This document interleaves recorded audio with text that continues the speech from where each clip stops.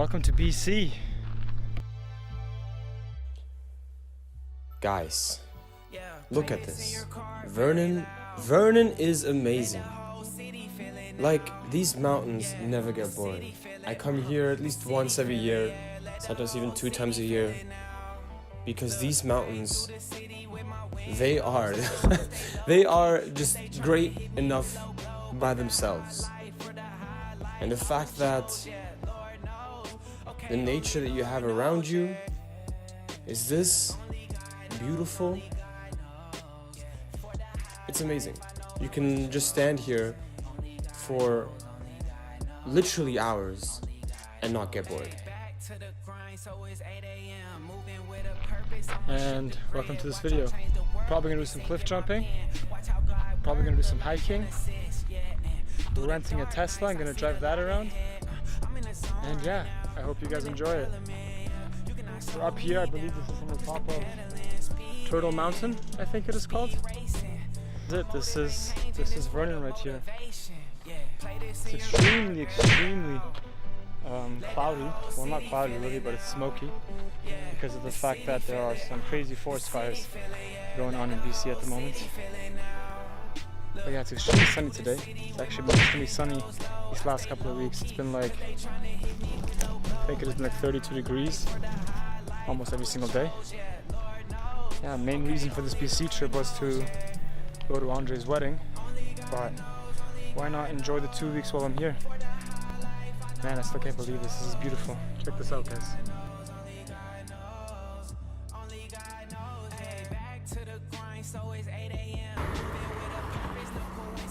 So what you're seeing right now is actually called The Rise, and it's a golf course that's up on a mountain in Vernon.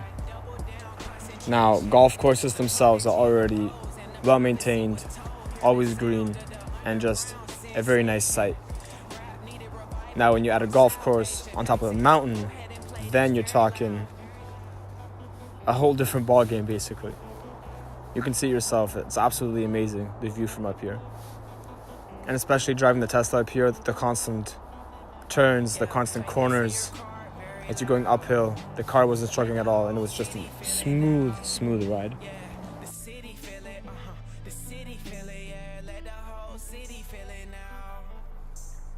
Every single time I come to Vernon, or almost every single time, if it's the winter, then don't follow this advice, but almost every single time we go cliff jumping.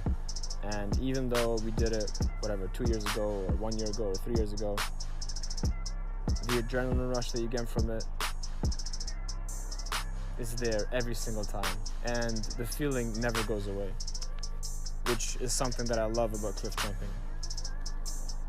So these cliffs that you see right here, they're like 15 feet off the ground. And as I was jumping in, I tried to dive because that's something that I'm really scared of. I can jump in no problem, but when it comes to diving, then I'm constantly not sure about it. So I try to push my limits. And the first time I dove, I actually hit my ear off the water, which kind of sucked and hurt a lot because a lot of water went into my ear and got stuck there, and then we actually went home.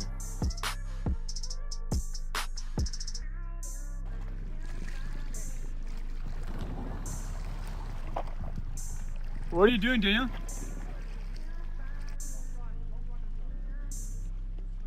Are you silly?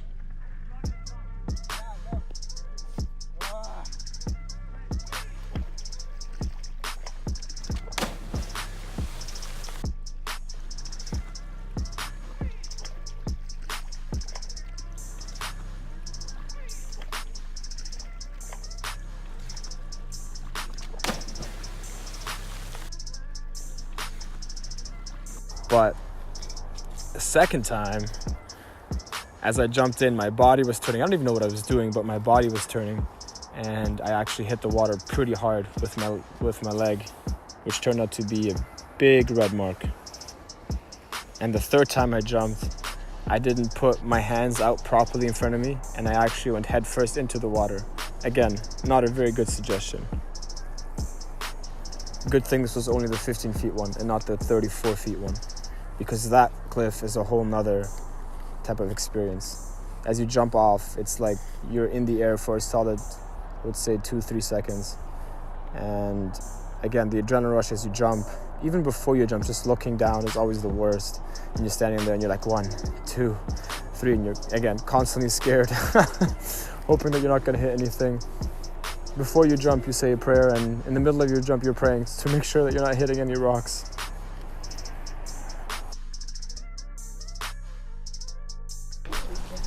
So this right here is actually Silver Star, and Silver Star was the first mountain I ever went snowboarding on. This actually happened last winter, and snowboarding down that mountain was so much fun. Even though I think I fell down at least 10 to 20 times every time I went down, and I think I went down a total of maybe six times, I think. Maybe more. I don't know. I don't exactly remember. What I do remember is I got all my snowboarding gear from my friends. We went there. It was $10 for like night skiing, and we were there for about like 2.5 hours. But as you can see right now, there's a bunch of smoke, and here, right here, you can see where one of the forest fires is actually happening. Man, that's something that has been hitting Vernon and all of Okanagan area, actually all of BC. These forest fires are no joke, and they leave a lot of smoke in the whole area.